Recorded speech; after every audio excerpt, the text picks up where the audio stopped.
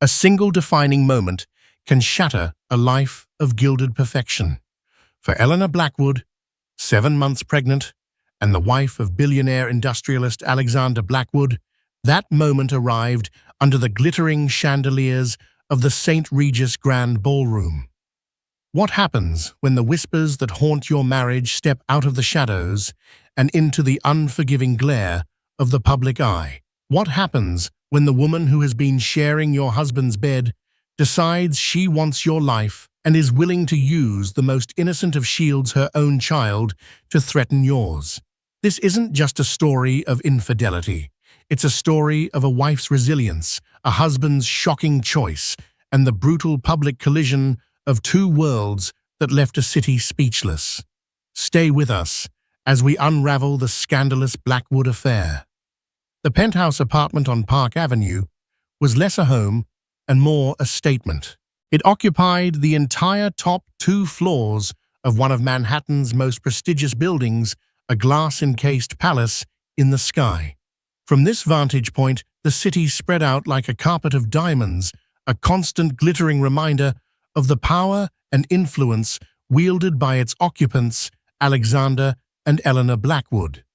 Alexander Blackwood was the architect of this empire. At 42, he possessed a restless energy that had propelled him from a moderately wealthy family to the stratosphere of the global elite. His company, Ethelred Corp, was a behemoth in the world of technology and logistics, its logo a symbol of ruthless efficiency. He was handsome in a severe way, with sharp, intelligent eyes, the color of slate, and dark hair just beginning to show distinguished threads of silver at the temples.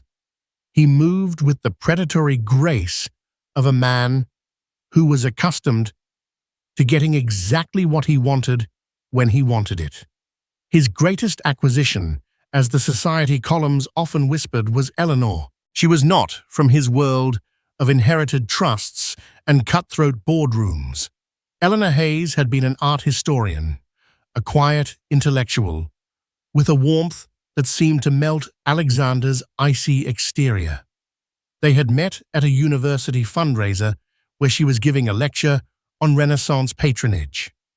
He had been captivated by her passion and her serene beauty, a stark contrast to the brittle, ambitious women who typically vied for his attention.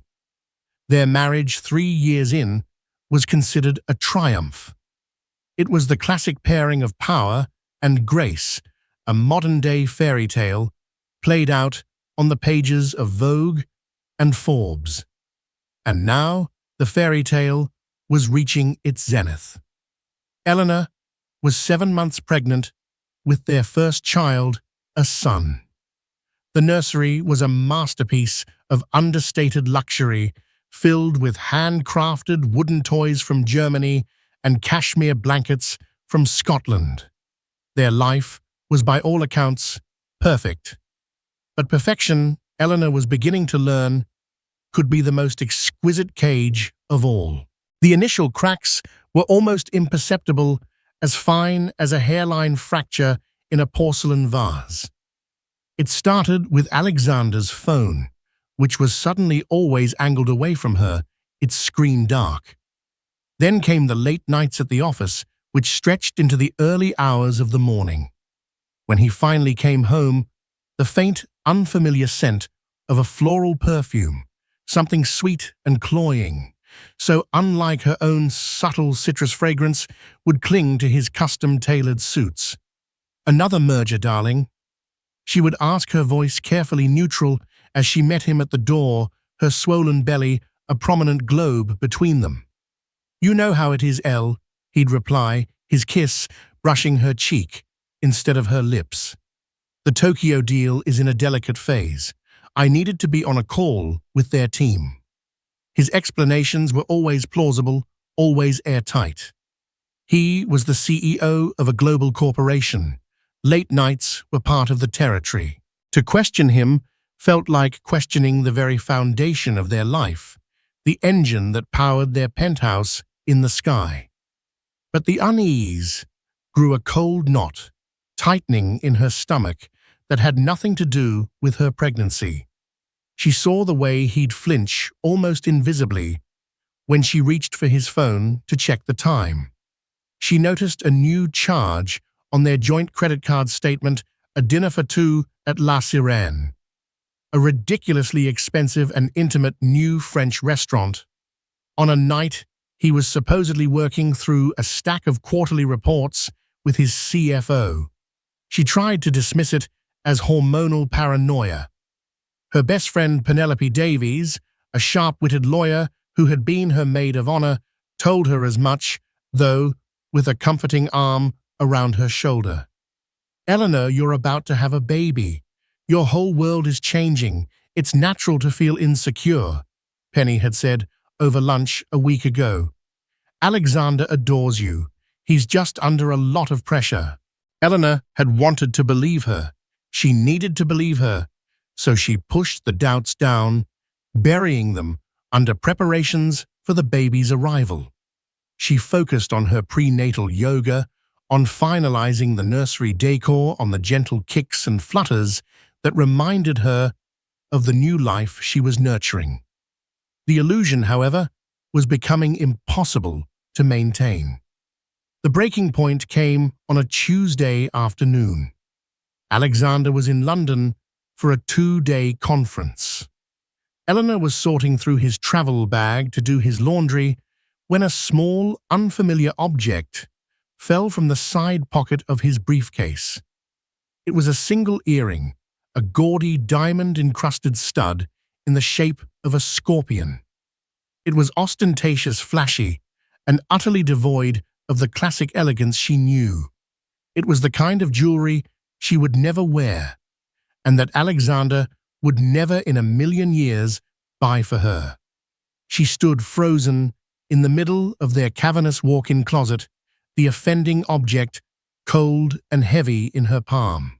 The scent from his suits suddenly made sense.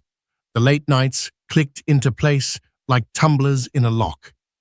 The secretive phone calls, the distracted kisses, the dinner for two, they were not figments of her imagination. They were pieces of a puzzle, and she was holding the final damning piece in her hand. The air in the penthouse, usually so cool and sterile, suddenly felt thick and suffocating. The panoramic view of the city, once a symbol of their success, now seemed to mock her, its millions of lights, like prying eyes in the gathering dusk. Her gilded cage had never felt so cold or so lonely. With trembling fingers, she placed the scorpion earring on her marble vanity. It sat there, glittering malevolently under the soft lighting, an emblem of a betrayal so profound it threatened to shatter not just her marriage, but her entire world. The fairy tale was over, and as she sank onto the plush carpeting, a single hot tear tracing a path down her cheek, Eleanor Blackwood knew that a storm was coming. She just had no idea how destructive it would be. For 3 days, Eleanor existed in a state of suspended animation. She moved through her luxurious apartment like a ghost, the scorpion earring hidden away in her jewelry box, a cold, hard secret only she knew. She spoke to Alexander on the phone when he called from London, her voice a flawless imitation of her usual warmth, the performance draining every ounce of her energy. He spoke of meetings and shareholder value, oblivious to the chasm that had opened between them. When he returned, he brought gifts, a delicate antique silver rattle for the baby and a first edition of Virginia Woolf for her. It was a gesture of calculated thoughtfulness, and it made her feel sick. "I missed you," he said, trying to pull her into his arms. Eleanor stepped back, her body stiff. "We need to talk, Alexander." They sat in the vast living room, the city lights flickering to life behind them. She placed the scorpion earring on the glass coffee table between them. It lay there, a tiny accusation. Alexander's face, usually a mask of controlled confidence, went blank. It was a flicker a momentary loss of composure, but it was enough. He knew exactly what it was. "Where did you find that?" he asked, his voice low and cautious. "In your briefcase," she replied, her own voice remarkably steady, "along with the memory of the scent of J'adore on your clothes and the charge for a romantic dinner at La Sirène on your credit card." "Who is she, Alexander?" The denial came first, as she knew it would. It was clumsy, then desperate. "It's not what you think. It belongs to a client's wife. It must have fallen. The dinner was for business. Eleanor, you know I have to entertain." She let him talk his words, filling the space between them with hollow lies. She didn't interrupt. She simply stared at him, her gaze unwavering, until his voice faltered and died. The silence that followed was heavy with his guilt. "Don't," she said, her voice dropping to a whisper that was more cutting than a shout. "Don't insult my intelligence. Just tell me her name." He finally broke. He ran a hand through his hair, the first genuine sign of distress she had seen. "Her name is Scarlett." He admitted the name, falling like a stone into the quiet room. "Scarlett Mercer. It didn't mean anything, Elle. It was a mistake." A mistake. A single word to encompass months of deception. The cold knot in Eleanor's stomach twisted into a shard of ice. She didn't cry. She didn't scream. She simply stood up. "I think you should leave," she said. "Eleanor, please. Get out, Alexander. Go to one of your hotels. Go to her. I don't care. But you are not sleeping in this house tonight." He saw the finality in her eyes, and for the first time, a flicker of fear. He had breached the walls of their perfect life, and he was being cast out. He left without another word. The following week was a blur of hollow days. Eleanor confided in Penny, who immediately switched from comforting friend to ferocious legal counsel. She advised Eleanor to do nothing rash to gather information. On Penny's recommendation, Eleanor hired a discreet private investigator, a former NYPD detective named Frank Russo. While Frank began his work, the serpent decided to introduce herself. It happened at Petit Trésor, an exclusive baby boutique on Madison Avenue, where Eleanor was picking up a custom-ordered mobile for the nursery. As she stood at the counter, a woman with unnaturally blonde hair, a tight leopard print dress, and a face that was a testament to the skill of a Park Avenue cosmetic surgeon stepped in front of her. "Excuse me," Eleanor said politely. The woman turned her bright red lips curving into a smile that didn't reach her cold, calculating eyes. "Oh my God, you're Eleanor Blackwood. I'm such a huge fan of your husband's work. Ethelred Corp is just... wow." Eleanor murmured a thank you, trying to step around her. But the woman was persistent. "I'm Scarlett, by the way," she said, extending a hand adorned with sharp, crimson nails. "Scarlett Mercer." Eleanor's blood ran cold. She stared at the outstretched hand, the name echoing the one Alexander had confessed. This was her. This was the woman who wore scorpion earrings and smelled of J'adore. Up close, Eleanor could see the hardness beneath the polished veneer, the desperate ambition in her eyes. "It's a pleasure," Eleanor managed, her voice a dry whisper. She did not take the offered hand. Scarlett's smile tightened. "You're even more beautiful in person. And look at you glowing. Alexander must be so thrilled. He just adores children." She let the last sentence hang in the air, a veiled insinuation. "I have a little boy myself, Cody. He's 5. The absolute light of my life." The message was clear. "I have a child. I understand that part of him in a way you don't yet." "I have to go," Eleanor said, turning away abruptly and practically fleeing the store, leaving the mobile behind. The encounter left her shaken but also strangely fortified. The enemy now had a face. This wasn't just a faceless mistake. It was a woman, a predator, and she was making a play for Eleanor's life. The attacks became more direct. A few days later, Eleanor received a text from an unknown number. It was a photo of Alexander laughing at a restaurant, a glass of wine in his hand. A moment later, another text. Oops, wrong number, so sorry. It was a classic, cruel tactic designed to inflict maximum pain. Frank Russo's report arrived a day later. It was a thick manila envelope filled with photographs and documents that laid the affair bare. Scarlett Mercer was 34, a former cocktail waitress with a string of wealthy benefactors. She lived in a luxury condo in Tribeca, a condo, Frank's report noted, that was owned by a shell corporation linked directly back to Ethelred Corp. Alexander hadn't just made a mistake, he had installed his mistress in a multi-million-dollar apartment. The report detailed their meetings over the past 8 months. Dinners at La Sirene, weekends in the Hamptons when Eleanor thought he was on business trips, expensive gifts from Cartier and Chanel. The scorpion earring was from a collection she particularly favored.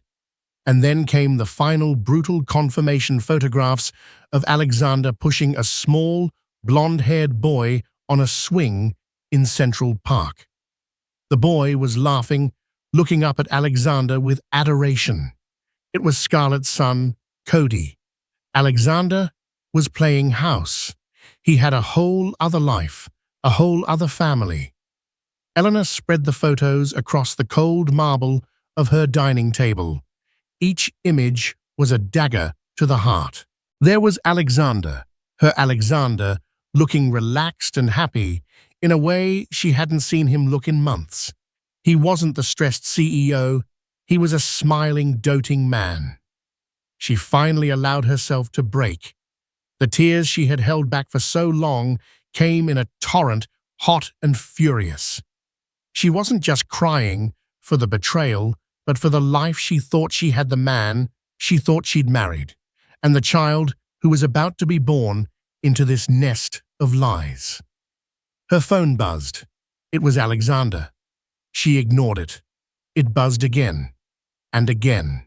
He was trying to get back in, to smooth things over, to manage the crisis. But Eleanor was done being managed. As the tears subsided, a cold, hard resolve settled in her heart. This was not just an affair. This was a siege. Scarlett Mercer didn't just want her husband. She wanted her life, her status, her name. And she was using her own child as a pawn in her twisted game. Eleanor looked at the photograph of Alexander with the little boy and then placed a protective hand on her own belly. The battle lines had been drawn. This was a war, and Eleanor Blackwood had no intention of surrendering. The confrontation, when it came, was not in the sterile silence of their penthouse, but in a place far more dangerous, the Blackwood family estate in Greenwich, Connecticut. After a week of unanswered calls and texts, Alexander had used his own key to let himself back into the apartment. He found Eleanor in the nursery, calmly folding baby clothes. She didn't look at him.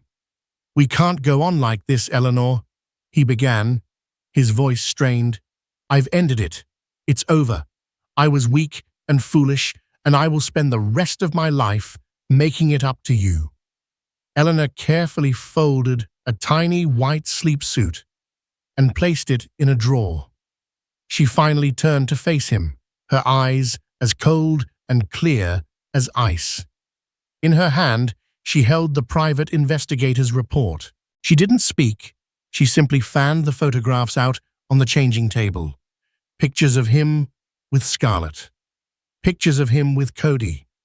Alexander's face went pale. The carefully constructed narrative of a meaningless mistake crumbled to dust in the face of such damning evidence. a condo in Tribeca, Alexander Shell Corporation. Eleanor's voice was quiet, but it vibrated with a controlled fury. Pushing her son on a swing in the park. This wasn't a mistake. This was a parallel life. I can explain. No, she cut him off. There is no explanation. There is only the truth. You betrayed me. You betrayed our marriage, and you betrayed this child. She gestured around the nursery, at the cradle, the toys, the future he had so thoroughly poisoned.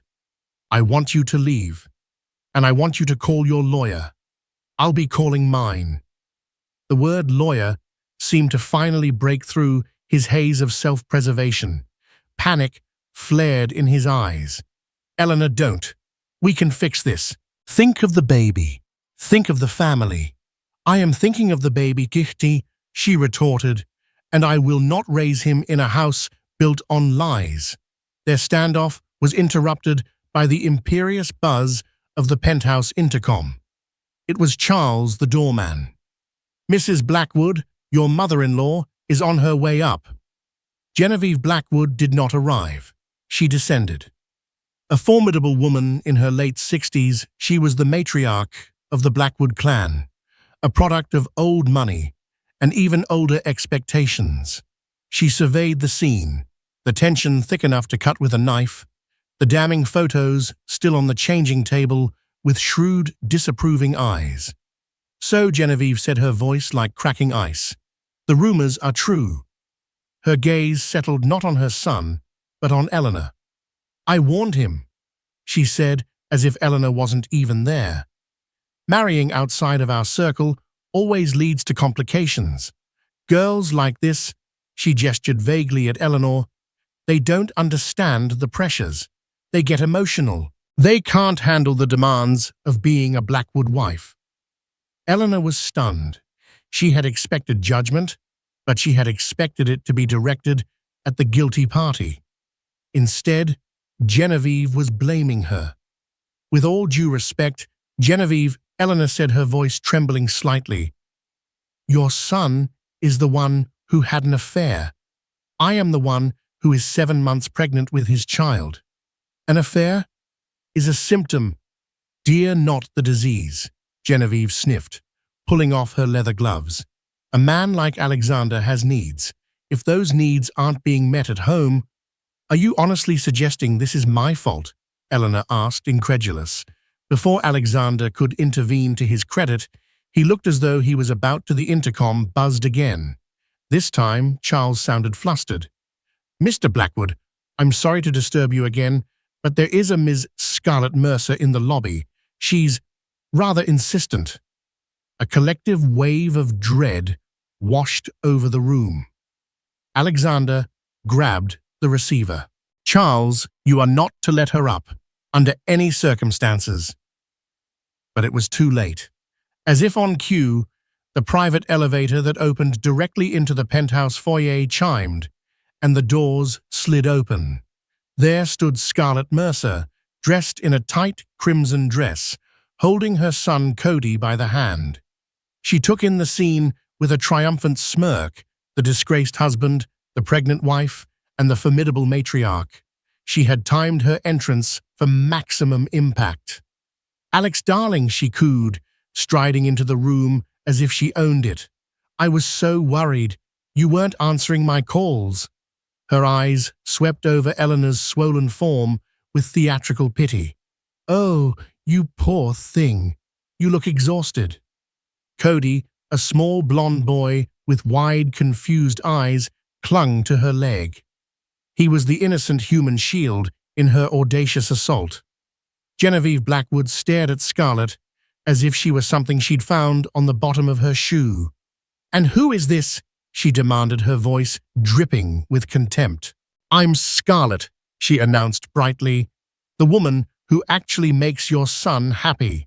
She then pushed Cody forward slightly. And this is Cody. Say hello to your grandmother, sweetie. The word grandmother hung in the air, a deliberate, calculated strike. Genevieve recoiled as if she'd been physically struck. Alexander finally found his voice. "Scarlett, what the hell are you doing here? Get out, now." "I'm not going anywhere," Scarlett shot back, her voice losing its sweet facade and taking on a hard, shrill edge. "I'm tired of being your dirty little secret. I love you, Alex, and you love me. You need to stop pretending and tell them the truth." "There is no us." Alexander roared, his face a mask of fury and shame. "I told you it was over." "It's not over until I say it's over," she shrieked, her composure completely unraveling. "You think you can just use me and throw me away for her?" She pointed a trembling, crimson-nailed finger at Eleanor. "This pale, boring little museum piece. I gave you a life, I gave you passion, she gave you an obligation." Eleanor stood motionless, one hand resting protectively on her stomach. She was no longer just a victim. She was a spectator at the spectacular implosion of her own life. She watched the woman who had invaded her marriage, the man who had enabled it, and the matriarch who blamed her for it, and felt a strange, chilling sense of detachment. "You need to leave," Eleanor said, her voice cutting through Scarlett's tirade with quiet authority. "You are trespassing, and you are frightening your son." For the first time, all eyes turned to Cody, who had started to cry silently, his small face buried in his mother's dress. Scarlett looked down at him, but there was no maternal softness in her eyes. There was only frustration. She had played her trump card, bringing the child, and it hadn't worked. Her grand, dramatic unveiling had devolved into a sordid screaming match. With a final venomous glare at Eleanor, she scooped Cody into her arms. "This isn't over," she hissed at Alexander. "You'll be hearing from my lawyer. You made promises, to me and to my son." She turned and stormed back into the elevator, the doors sliding shut on her furious face. The silence she left behind was deafening. Genevieve Blackwood, for the first time in Eleanor's memory, looked utterly speechless. Alexander looked broken, his face buried in his hands. Eleanor walked past both of them, back into the nursery. She picked up the private investigator's report from the changing table and tore the photographs in half, then in quarters, letting the pieces flutter into the wastebasket. It was a symbolic act. The evidence was no longer needed. The truth was now out in the open, a hideous living thing, thrashing in the center of their lives. The war was no longer clandestine. It was about to go public. The annual Blackwood Foundation Gala was the crown jewel of Manhattan's philanthropic calendar. It was a night of obscene wealth, harnessed for the public good, held in the glittering, cavernous grand ballroom of the St. Regis Hotel. This year, the gala was raising funds for a new pediatric wing at Mount Sinai Hospital, a cause that was meant to be the public celebration of the Blackwoods' impending parenthood. For Eleanor, it felt like a funeral. In the week following Scarlett's disastrous ambush at the penthouse, a fragile, icy truce had settled. Alexander had moved into a suite at the Carlyle, bombarding Eleanor with calls, texts, and emissaries in the form of extravagant floral arrangements that she promptly sent back. Genevieve, shaken from her imperious certainty, had called Eleanor once a brief, stilted conversation that ended with the clipped instruction, "You will attend the gala. We will present a united front. The family's reputation is paramount." Eleanor had initially refused. The thought of parading herself pregnant and betrayed in front of New York's high society was nauseating. But then a steely resolve began to form. Why should she hide? Why should she be the one to retreat in shame? This was her life, her foundation, her city. She would not be driven from it by a cheap affair and a desperate woman. She would go not as a victim, but as Eleanor Blackwood, the woman who was still standing. She chose her dress with the precision of a general choosing armor. It was a bespoke gown of deep emerald green silk that draped elegantly over her 7-month pregnant form. It was regal, defiant, and beautiful, with her hair swept up and the famous Blackwood sapphires, a gift from Alexander on their first anniversary, at her throat. She looked every inch the queen of this rarefied world. When she met Genevieve in the hotel lobby, the older woman gave a single curt nod of approval. Alexander was already there, waiting by the ballroom entrance, looking haggard in his tuxedo. The moment he saw Eleanor, a look of profound relief and adoration crossed his face. "Eleanor," he breathed, stepping toward her, "you look incredible." "Don't," she said, her voice low. "We are here for the foundation, that is all." She took his arm, the touch purely for the benefit of the photographers already swarming them, and allowed him to escort her into the ballroom. For the first hour, the performance held. They smiled, they mingled, they accepted congratulations on the baby. Alexander stayed glued to her side, a perfect picture of the doting husband. But Eleanor could feel the whispers, the sideways glances, the sudden silences as they passed by tables. The affair was clearly the rumor du jour, and their public appearance was only fanning the flames. The speeches were about to begin when Eleanor felt a shift in the room's atmosphere. A low, excited murmur rippled through the crowd near the ballroom entrance. She saw heads turning, people pointing their phones. A knot of dread tightened in her chest. And then she saw her. Scarlett Mercer was striding through the grand archway, a splash of garish red against the sea of black tie and couture. She was wearing a sequined dress that was far too tight and far too revealing for the occasion. She had not come as a guest. She had come to make a scene. And once again, she was not alone. She held Cody's small hand, the boy looking bewildered and terrified by the noise and the flashing lights of the cameras that had now turned to follow her. Security guards began to move towards her, but she was fast, her eyes locked on her target, the head table where Eleanor and Alexander were seated. "Alex," her voice shrill and amplified by the ballroom's acoustics, cut through the din. "Don't pretend you can't see me." The room fell into a shocked, complete silence. Every eye was on them. This was no longer a rumor. It was a live primetime drama, and they all had front-row seats. Alexander shot to his feet, his face a thunderous mask of rage. "Scarlett, get out of here. You're not welcome." "Not welcome?" She laughed, a high, unhinged sound. "I'm not welcome in the life you promised me, in the life you promised him." She pushed Cody forward again, using him as her justification, her shield. "Tell them, Alex. Tell them about the weekends in the Hamptons. Tell them how you told me you felt trapped. Tell your Ice Queen wife the truth." Eleanor remained seated, her hands clasped tightly in her lap. She felt strangely calm, as if she were watching this unfold from a great distance. She met Scarlett's crazed eyes with a look of cool, unwavering pity. This was not the act of a powerful woman. It was the desperate, pathetic last stand of a woman who had already lost. Scarlett seemed to be enraged by Eleanor's composure. She moved closer to the table, dragging Cody with her until she was standing right beside Eleanor's chair, looking down at her. The scent of her cloying perfume filled the air. "You think you've won, don't you?" Scarlett sneered, her voice dropping to a venomous hiss. "Sitting here with your big pregnant belly.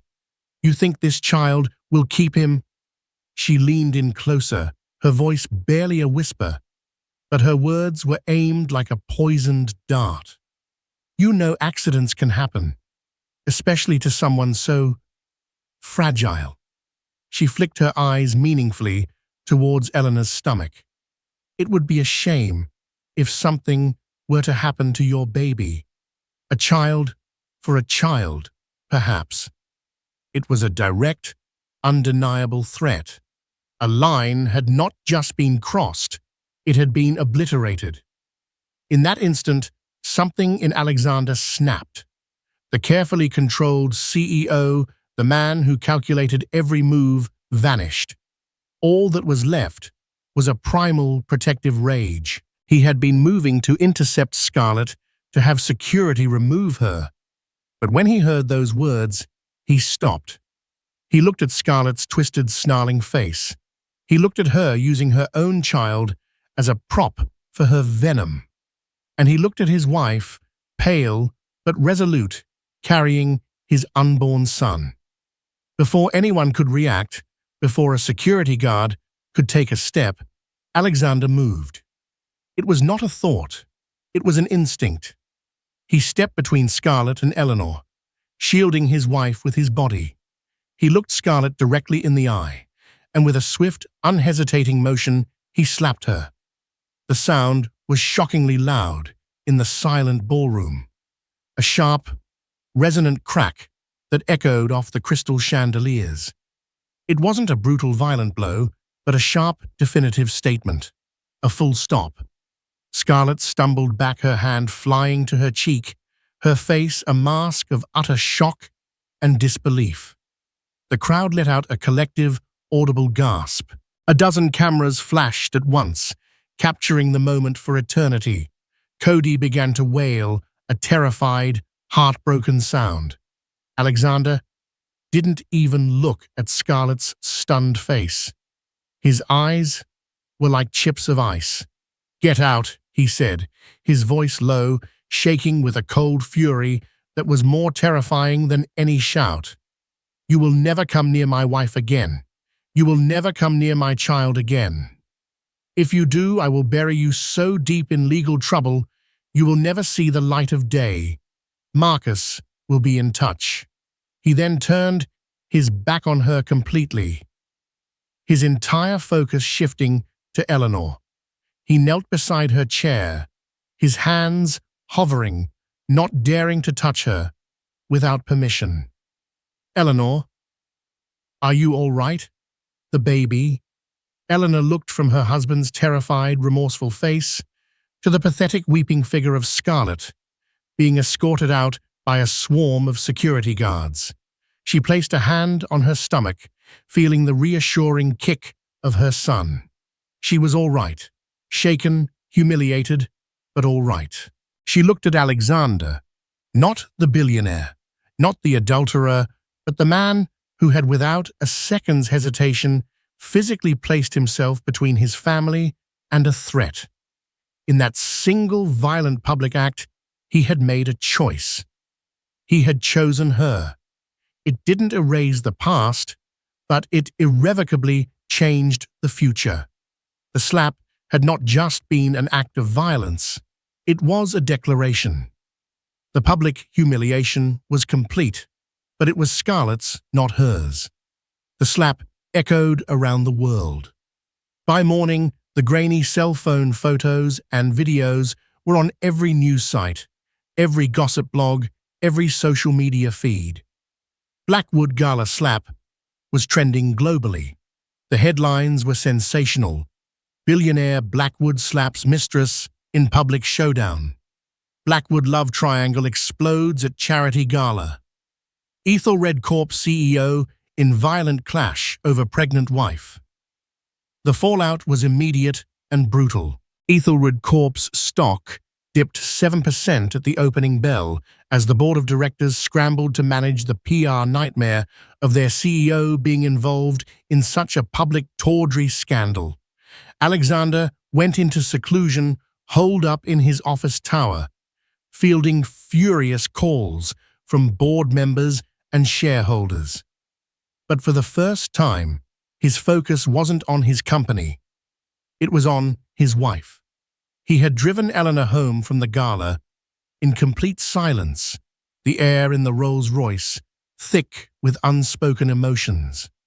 He had walked her to the door of the penthouse, and when she had turned to go inside, he had simply said, "I know I have no right to ask for anything. Just please, let me know you and the baby are safe." Eleanor had her obstetrician make a house call the next morning. The baby was fine, his heartbeat strong and steady, oblivious to the drama unfolding outside the womb. Physically, she was fine. Emotionally, she was in uncharted territory. The slap had horrified her, but beneath the horror was a flicker of something else, a grim satisfaction, a sense that a final definitive line had been drawn in the sand. She spent the day with Penny, who had cancelled her entire schedule and arrived with bagels and a fierce protective energy. The man is a public relations disaster, a moral dumpster fire, and he cheated on you, Penny said, pacing the living room. But I have to admit, seeing that shrew get slapped on TMZ was a deeply satisfying moment. So what now? Do we proceed with the divorce, or— That was the question. Eleanor didn't have an answer. The man who had betrayed her and the man who had defended her were the same person. The path forward was no longer clear. The first move toward an answer came not from Alexander, but from his mother. Genevieve Blackwood arrived at the penthouse that afternoon, not with judgment, but with a quiet, almost somber demeanor. "I have come to apologize," Genevieve said, standing stiffly in the foyer. It was a sentence Eleanor never thought she would hear. "What I said to you, it was wrong, unforgivable. I was defending my son's reputation, my family's name, when I should have been defending his wife." She looked at Eleanor, and for the first time, Eleanor saw not a society matriarch, but a mother who was terrified of the mess her son had made. "That woman," Genevieve said, with a shudder of disgust, "threatened my grandchild." In that moment, Alexander did what his father would have done. He protected his family. It was brutish, it was public, it was a catastrophe, but it was the act of a husband and a father. An unlikely alliance was forged in that moment. Genevieve, with her formidable resources and social power, was now firmly in Eleanor's corner.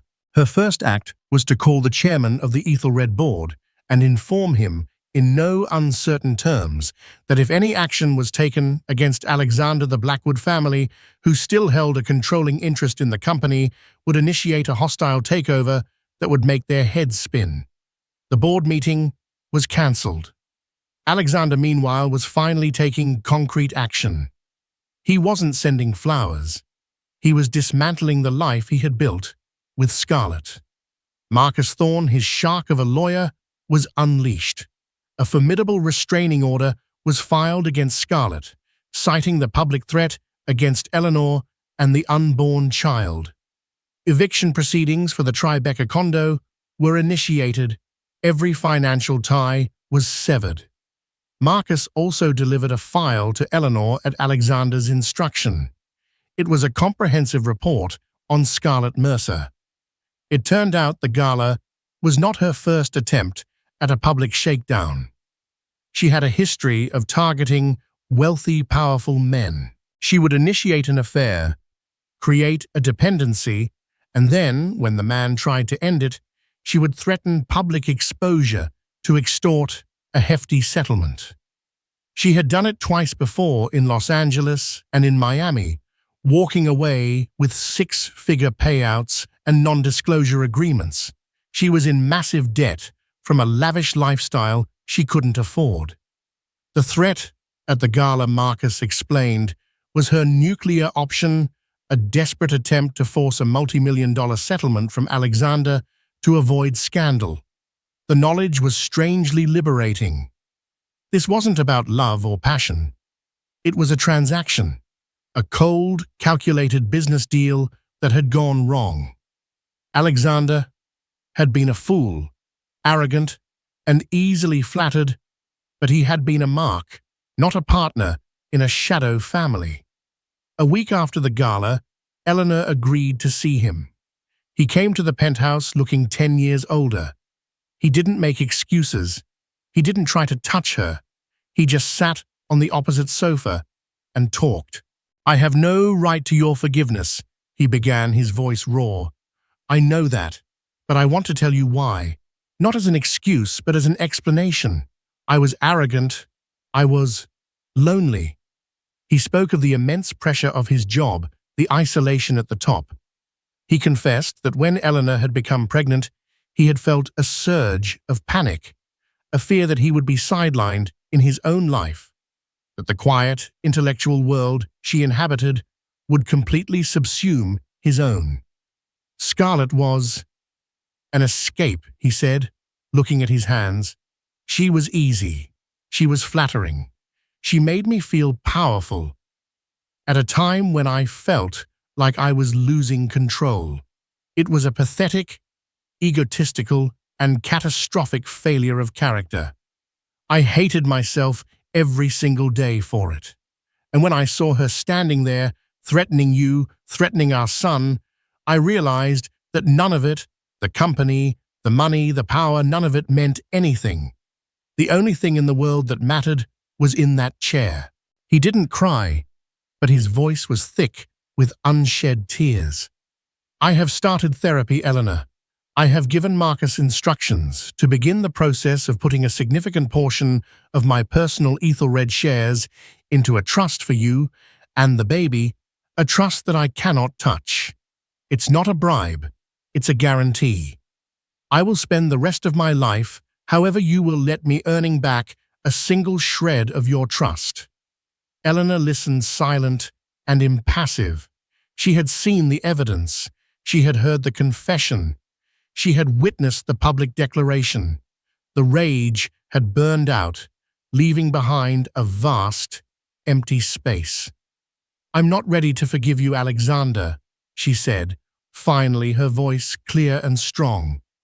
"I don't know if I ever will be, but our son deserves a father, and you have a chance to prove that you can be one." She laid out her conditions: continued therapy for him, couples counseling for them, complete transparency with his schedule, his finances, his communications. He would have to earn his way back into their bed, into their life, one day at a time. "Whatever it takes, Eleanor," he said, his voice filled with a desperate, humble sincerity she had never heard from him before. "Whatever it takes." It wasn't forgiveness. It wasn't a reunion, but it was a beginning. A fragile, uncertain foundation being laid in the rubble of their old life. The 2 months that followed were a quiet, painstaking reconstruction. The world moved on from the Blackwood Gala slap, chasing the next scandal, but within the walls of the Park Avenue penthouse, the aftershocks continued to reverberate. Alexander adhered to Eleanor's conditions with the same ferocious intensity he usually reserved for a corporate takeover. He never missed a therapy session. He attended every prenatal appointment, sitting quietly in the corner, his relief palpable at every strong heartbeat.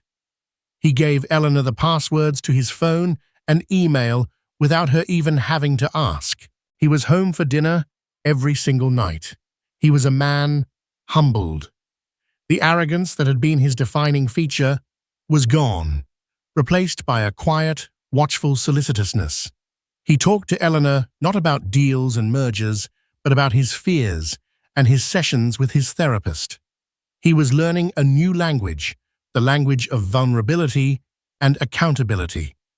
Their couples counseling sessions were brutal. Eleanor laid her hurt bare, her words precise and cutting, detailing every lie, every moment of doubt, every ounce of humiliation. He didn't defend himself. He simply absorbed it, acknowledged it, and apologized for the specific pain he had caused. He was deconstructing the man who had betrayed her and trying, piece by painstaking piece, to build a better one. Scarlett Mercer, true to Alexander's threat, was buried. Marcus Thorne had not only secured the restraining order, but had also compiled evidence of her previous extortions. Faced with the threat of criminal charges for harassment and attempted extortion, backed by the full weight of the Blackwood legal machine, she vanished. The Tribeca condo was emptied and sold. She and Cody disappeared from New York, leaving behind nothing but a sordid memory. Genevieve became Eleanor's staunchest ally. She took Eleanor to lunch, helped her navigate the lingering social fallout, and spoke with fierce pride about her daughter-in-law's strength. "You have more steel in you than any woman I have ever met," she told Eleanor one afternoon. "You are the future of this family." Slowly, tentatively, a new dynamic began to form between Eleanor and Alexander. It wasn't the easy, romantic love of their early years. That was gone forever, a casualty of the affair. This was something different. It was quieter, more deliberate. It was built on the hard, shared experience of near-total destruction and the slow, arduous process of rebuilding. She began to see glimpses of the man she had first fallen for, the intelligent, driven man, now tempered by a humility he had never before possessed. One evening, as they sat in the living room, Eleanor reading a book and Alexander reviewing a legal document, he looked up. "What are you thinking?" he asked softly. "I was thinking," she said, not looking up from her page, "that this is the first time in a year that the silence between us has felt comfortable." He didn't reply, but she saw the small, grateful smile that touched his lips. The baby was due in a week. The nursery was ready, a serene space of cream and soft blues. The antique silver rattle he'd bought her from London sat on the dresser. After months of debate, they had finally agreed on a name, Arthur, a name that meant noble and courageous. The call came in the middle of the night. Eleanor's water had broken. Alexander, for all his newfound calm, flew into a controlled panic, grabbing the hospital bag, helping her to the elevator, and holding her hand tightly in the back of the car during the swift, silent drive to Mount Sinai, to the very hospital their ill-fated gala had been for. The labor was long and difficult. Alexander never left her side. He held her hand. He wiped her brow. He whispered words of encouragement. He was a rock. And when their son finally entered the world with a healthy, piercing cry, the sterile, bright delivery room was filled with a sense of profound, cathartic release. A nurse cleaned the baby and wrapped him in a soft blanket before handing him not to Eleanor, but to Alexander. He took his son, his hands trembling. He looked down at the tiny, wrinkled face of Arthur Blackwood, his heir, the child he had almost lost through his own selfish folly. Tears streamed down his face, silent and unashamed. He looked across at Eleanor, exhausted but radiant on the bed, and his expression was one of pure, unadulterated awe and gratitude. He walked over and carefully placed their son into her arms. "He's perfect," Eleanor whispered, her fingers tracing the baby's soft cheek. "Just like his mother," Alexander said, his voice thick with emotion. He gently kissed Arthur's head, and then hesitantly he leaned down and kissed Eleanor's forehead. It wasn't a kiss of passion, but one of deep, abiding reverence.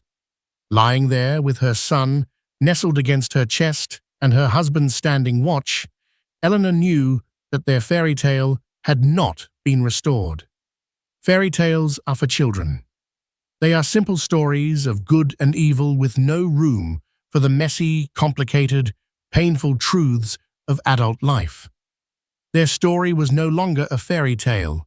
It was real. It was scarred and imperfect. The trust was not whole. It was a delicate, fragile thing that would need to be tended to for the rest of their lives.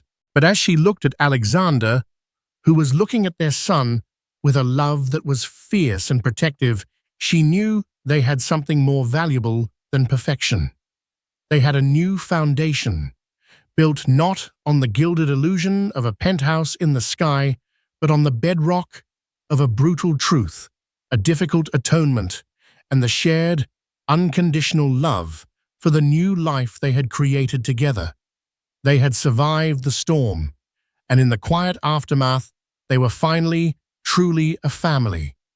The slap heard around the world wasn't just the end of a sordid affair. It was the violent, shocking beginning of a new chapter for the Blackwood family. It serves as a stark reminder that behind the closed doors of the wealthy and powerful, the emotions are just as raw and the stakes are even higher. Eleanor Blackwood's journey from a betrayed wife to a resilient matriarch, and Alexander's fall from grace and his difficult path to redemption show that true strength isn't about maintaining a perfect facade, but about having the courage to rebuild from the ashes. What did you think of Alexander's shocking choice? Was it justified, or an unforgivable act of public violence? Could you forgive a betrayal on this scale? Let us know your thoughts in the comments below. If you were captivated by this story of drama, betrayal, and redemption, please give this video a like, share it with someone who loves a real-life drama, and don't forget to subscribe for more incredible stories you won't want to miss.